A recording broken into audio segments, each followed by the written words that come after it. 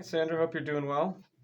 So, if I remember from last time, the pieces that you're currently working on are on the trickier side. So, I don't know if I want to give you brand new ones.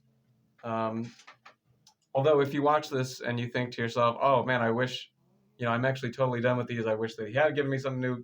Please, feel free to text our main line, and I can actually just, I can, send you some either new music or recommendations or like some brief instructions on something else like in the book or from elsewhere. But what I thought I would do then is revisit these music terms flashcards and just go through as many as I can before I run out of time, basically. And then you can make a note of how many of these you knew, because I remember we did this a little while ago, and you did know a fair number of them, but there were also some ones that were less familiar. Um, and this will also include these, which are like our interval flashcards. So for example, okay, there's a second, there's a third, etc. Oh, someone reordered first. Oh no, I think that was just random chance that it went 2, 3, 4, 5. But anyway, I'm going to shuffle these and let's go through them. So what I would recommend doing is if you think that you do know what something means, when I put it on the screen, pause the video and just kind of say out loud both what it's called and what it means. And then when you hit play, you can check your answer against mine because we'll kind of explain each of these. All right. Hopefully that's shuffled enough. Let's begin. All right, so again, pause the video here, kind of say out loud what it is, like what it's called, and what it means. But this is a natural sign, so it's going to cancel a sharp or a flat that it would normally be there. Okay, now for this one, they're referring to these symbols. These are accent marks, which means that these notes should be played louder than the surrounding notes. Let's see how they phrase that. An accent over or under a note means to play that note louder. Yeah, so it's not necessarily about, oh, this is forte or it's fortissimo or whatever. It's just this note should be emphasized. So you could have an accent that's played piano or mezzo piano, assuming the rest of the passage is even quieter than that.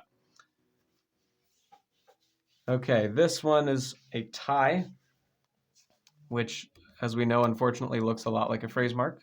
But I can tell this is a tie because these are the same note, or they're indicating that they are, right? Because they're keeping them on the same level and they both have a ledger line. Yeah, this would be a tie. So we're, of course, going to just hold this for a total of 4 beats. Okay, this one is a fermata. So lots of Italian today.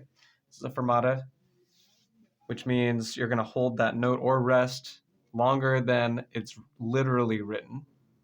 So if it's a half note, you're going to hold it, more than 2 beats. It's kind of like a dramatic pause for a moment. So let's see. I think this even calls it a pause. Yeah, okay, so a pause. Hold a note longer than its rhythmic value. So you just kind of, you hang on to that note for a second and then continue when it sounds right to continue. All right, these should be pretty familiar. These are staccato dots here. I can never remember if it's 1C or 2Cs. I'm going to say 1C. Let's see if I got it. Dang it. Okay, so it's 2Cs and 1T. But anyway, these are going to be separated and detached, like they said here, right? So you're going to kind of quickly, kind of like a hot stove situation. Okay, hopefully you know this one. This is a bass clef. We see this a lot in the left hand, but all it means is low notes, right? It's just orienting you to the area just under middle C on the piano. Let's see how they phrase that. They don't. Just a bass clef sign. Also called the F clef because the letter F used to be written in a way similar to this. And this line here is F, so that's in between the 2 dots and on the starting dot there. Again, another one that hopefully you know. This is a treble clef. Although now that I'm thinking about it, we don't actually talk about treble and bass clef that much, so maybe the answer didn't come straight to you. But treble clef, right? This is going to orient us to the notes just above middle C on the piano. Also called the G clef because this is how this is similar to how I think capital G's used to be written, and the spiral here goes around the G line. So there we go. Okay, so this one they're asking about the interval, right? And as a reminder, you're going to count the starting note and the ending note in your calculation. So keep that in mind, and plus every note that's in between. All right, so this is a third. We can tell, one, we can tell from this, right? It's a line and it's to the next line, so that's going to be a third. Same thing here, but also if you really wanted to be diligent and count, we would count 1, 2, 3. And there we go. There's a third. Oh yeah, these are the same, by the way. They're just, the top one is melodic and the bottom one is harmonic. Melodic meaning as a melody, as in one note at a time, and harmonic meaning as harmony, meaning simultaneous. All right, this one is a fourth. That's just something that I have memorized, like the size and kind of shape that a fourth makes. But if we wanted to double check, 1, 2, 3, 4. Fourths look kind of awkward, right? There's always a line note and always a space note, which is true for every even number, of course. But I don't know, something about fourths just looks really asymmetric to me, especially. Boy, we got a lot of intervals. Okay. So again, pause here if you want to work this one out before I say the answer, but this is a fifth. This is another one that looks really distinctive to me. It's very symmetrical, so it's very different from the fourth, right? If we kind of compare them, because they both are roughly the same, height, sort of. They're pretty close. But the indicator for me is that fourths are really ugly and fifths are very beautiful. Not the sound of them. I mean, just aesthetically on the page, right? So in this case, this fifth is 2 space notes, and there's a space in between, so very symmetrical, whereas this is just one off from that symmetry, so it's not quite as nice looking, in my opinion.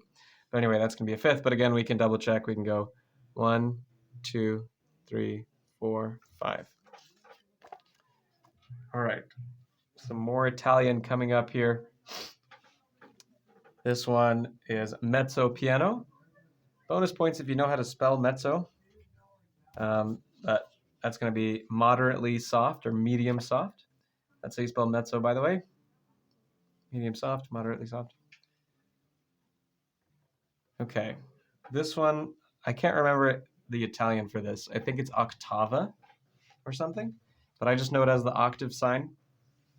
And this could mean play an octave higher, or if it's written underneath a staff, it could mean play an octave lower. Although it's much more common to see 8VB for bass for lower, but technically this could be either.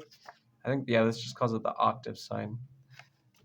Okay, now this one, I don't know if we've actually, I'm trying to think if we've seen this one in your book, in your Alfred book, because I know we haven't in any of the other songs that I've printed out. But this one is fortissimo.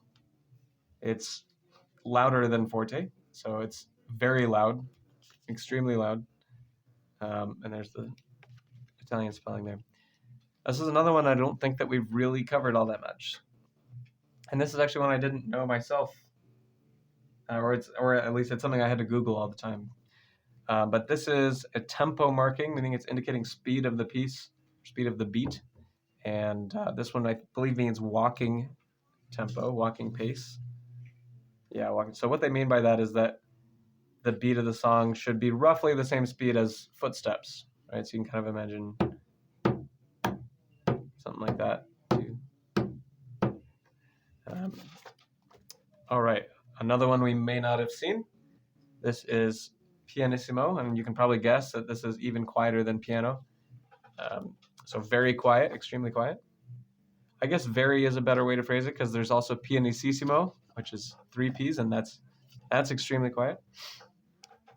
Okay, another one that I'm sure that you know because we see it a lot. This is, of course, the sharp symbol, means to raise the note by a half step. Okay, this is our repeat sign. So you're going to go back to either the beginning or where you see a start repeat. So whichever applies. Okay, another interval here. This one is a second. Seconds are really easy to spot when they're played harmonically because the notes are so close together that they can't actually stack them top and bottom without overlapping. So they have to kind of put them off to the side of each other like this. All right, so we just count 1, 2. So it spans 2 letter names. Okay, this one, RIT, short for retardando. It may also be abbreviated as retard, but that means to gradually slow down, not to be confused with playing slowly, right? The difference being, if they wanted you to play slowly, then that would be a sudden change where you just suddenly start playing slowly. But this is slow down gradually. Let's see what that says. Yeah, slow the tempo gradually. Okay. All right. I'm sure you know this. This is piano for soft.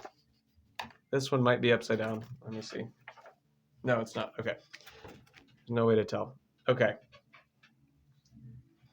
This one is a decrescendo, or you could say diminuendo. Either of those is acceptable. It means to get gradually softer.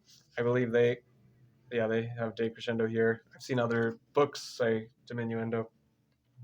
I'm going to skip some of these because some of these are repeats, actually. I'll skip this one for sure. Okay, we'll do these 3, and that'll be it for intervals. Okay, this one's kind of tricky, so take your time, double check.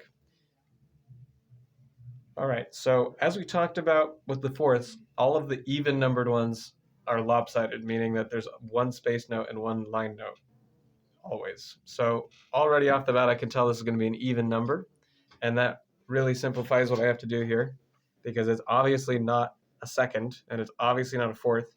It may not be super obvious yet that this isn't a sixth, but with all my years of piano, that has also become pretty quick, distinguishing between a sixth and an eighth.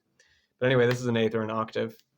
But if we want to really convince ourselves of that, we got 1, 2, 3, 4, 5, 6, 7, 8. Okay. Now this one is 2 line notes, so already we know it's going to be an odd number, right? It's one of the prettier ones. And it's roughly the same size as the octave was.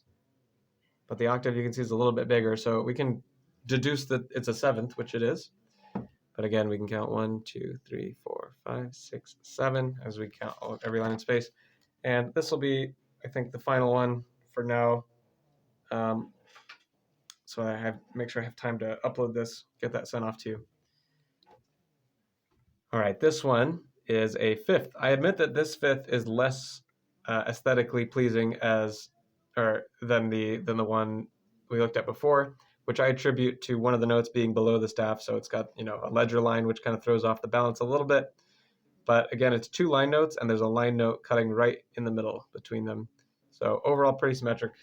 But yeah, we can count 1, 2, 3, 4, 5. Okay. I'll see if there's any others that I briefly want to go over, although a lot of these are just more intervals, as you can see. I'm going to look for, I guess last one I'll do for right now will be this one. There's only a few left, but this one's pretty important. So this one is, well, you pronounce it DC al fine, and the DC stands for da capo, so more Italian. Da capo meaning the head, which in music means the top, i.e. the beginning. So DC on its own just means go to the beginning. And then al fine means until the finish, or until you see the word fine printed. Let's see how they phrase that. Da capo al fine, return to the beginning, capo, of the piece and play until you see the sign for the end, fine.